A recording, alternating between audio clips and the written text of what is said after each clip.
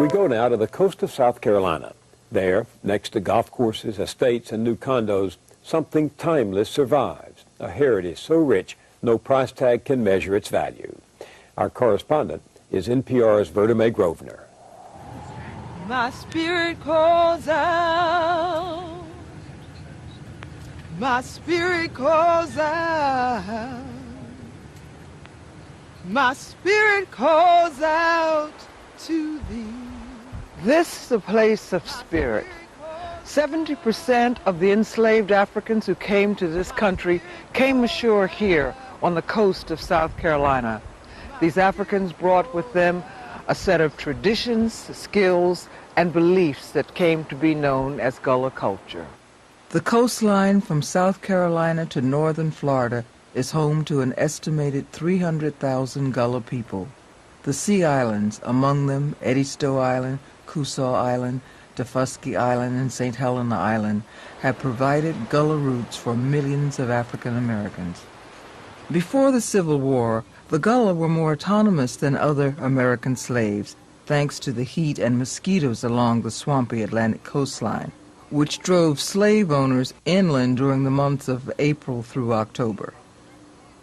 After slavery, the Gullah were isolated, without bridges to the mainland, without the white presence. Their West African culture thrived. They refined their crafts, developed their own cuisine, and even spoke their own language.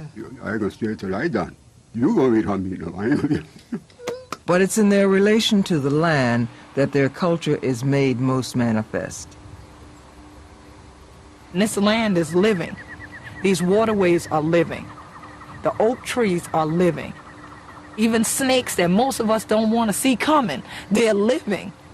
For us, everything you touch, everything that you encounter has certain energy to it. And that energy is very real, and you have to know how to respect that energy.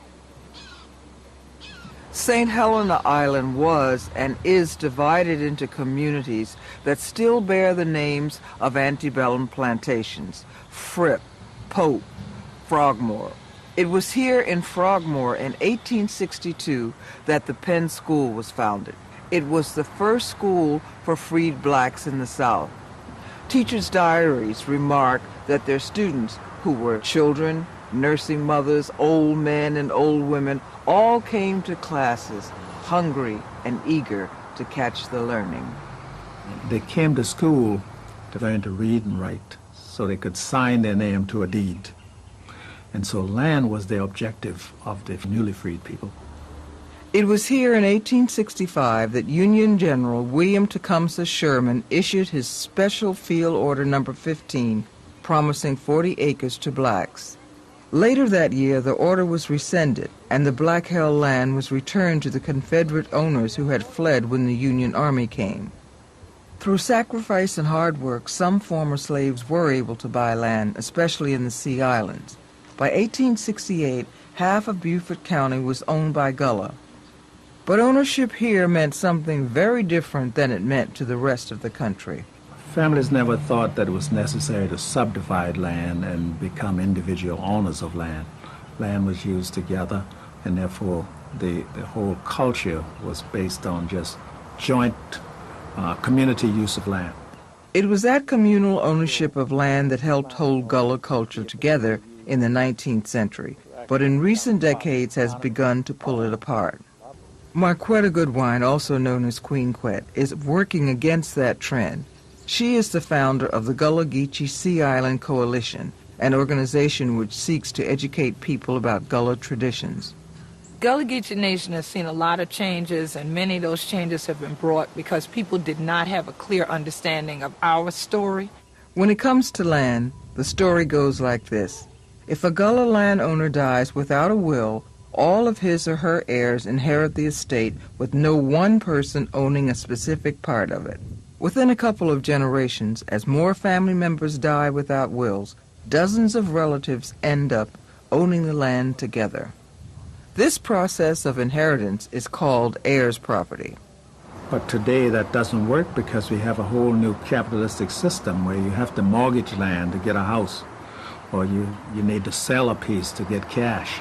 And therefore the whole problem of heirs property now has become a problem that it never has been before. For developers, there is an advantage in the heirs property system.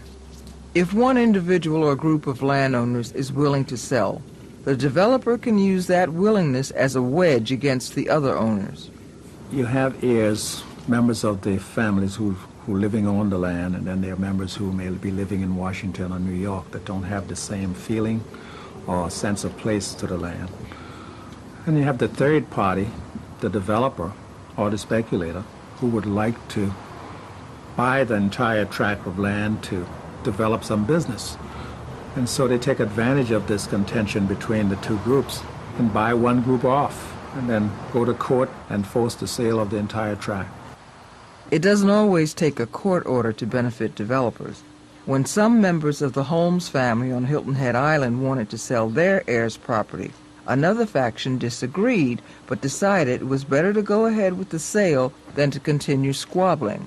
Chinaberry Ridge Development now stands on that 40-acre plot. On St. Helena Island, land which once had little value to outsiders and sold for $3,000 an acre a decade ago now sells for up to $20,000. Much of the Gullah fishing and farming land now has been developed into golf courses, resorts, and gated communities, bringing people from all across the country. And as the Gullah saying goes, everything change up now. They come and they realize it's so dark here. I can see the stars, but it's so dark. Can we bring the street lights? Or can we have running water and sewer, and can we have wider traffic lanes and the stoplights and all the other things that we had back where we came from? But we like it here. Can we have the Starbucks? Can we have the conveniences of malls? My spirit calls out. The more they come and get involved with the land, the more the land is destroyed. The Gullah have had an uneasy transition into the 21st century. And the question now is, can their culture enter the mainstream, or will it become a tourist attraction, a relic of the past?